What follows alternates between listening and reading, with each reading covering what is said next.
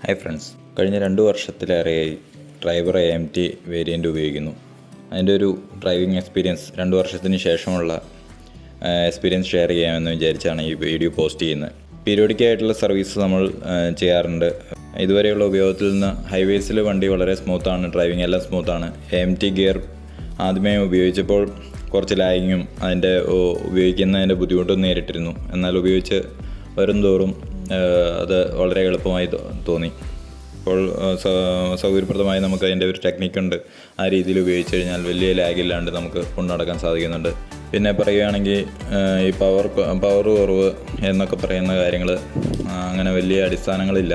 ഭയങ്കര പിക്കപ്പോടുകൂടി ഉപയോഗിക്കാൻ പറ്റില്ല എന്ന് മാത്രമേ ഉള്ളൂ. പക്ഷേ വണ്ടി അനായാസം ഏത് കയറ്റങ്ങളും വലിക്കും.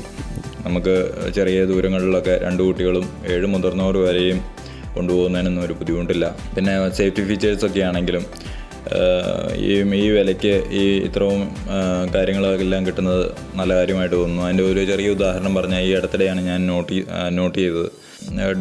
ഫ്രണ്ട് ഡോറ് തുറന്ന് കിടക്കുകയാണെങ്കിൽ നമ്മൾ ഡ്രൈവ് മോഡിലിട്ടാൽ പോലും വണ്ടി മുന്നോട്ട് പോവില്ല. അതൊക്കെ ഒരു കമ്പനി തങ്ങളുടെ കസ്റ്റമേഴ്സിനോട് കാണിക്കുന്ന ഒരു ഉത്തരവാദിത്വത്തിൻ്റെ ഒരു ഉദാഹരണമായിട്ട് പറയാൻ തോന്നിക്കുന്നു. അങ്ങനെയുള്ള ചെറിയ ചെറിയ കാര്യങ്ങളും കമ്പനി ശ്രദ്ധ ചെലുത്തിയതായിട്ട് കണ്ടിട്ടുണ്ട്. സർവീസിംഗ് ആണെങ്കിലും സർവീസ് റെനോയുടെ ഓതറൈസ് സർവീസ് സെൻറ്റേഴ്സിൽ ആണ് ചെയ്യാറ്. നല്ല രീതിയിലുള്ള സപ്പോർട്ട് കിട്ടാറുണ്ട്. എന്ത് കാര്യങ്ങളും അവരോട് പറഞ്ഞു കഴിഞ്ഞാൽ അഡ്രസ്സ് ചെയ്യും. ബുദ്ധിമുട്ടൊന്നും ഉണ്ടാകാറില്ല. ഇതുവരെയുള്ള എൻ്റെ അനുഭവം നല്ലൊരു അനുഭവമായിട്ട് തോന്നി. ഈ അടുത്തിടെയാണ് ഡോറിൻ്റെ സൈഡ് ക്ലാഡിങ് ഫിറ്റ് ചെയ്തത്. വണ്ടി വാങ്ങിച്ചപ്പോൾ ആ ആക്സസറിപ്പെട്ട ആ ക്ലാഡിങ് നമ്മൾ ഫിറ്റ് ചെയ്തിരുന്നില്ല. ഈ അടുത്തിടെ അത് ഫിറ്റ് ചെയ്യുകയുണ്ടായി. 24,000 കിലോമീറ്ററോളം ആകാൻ പോകുന്നു.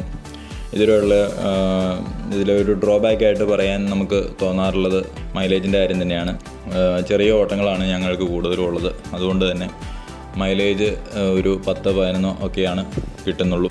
ഇത്രയും പറഞ്ഞുകൊണ്ട് ഈ ചെറിയ വീഡിയോ ഇവിടെ അവസാനിപ്പിക്കുന്നു. നന്ദി, നല്ല നമസ്കാരം.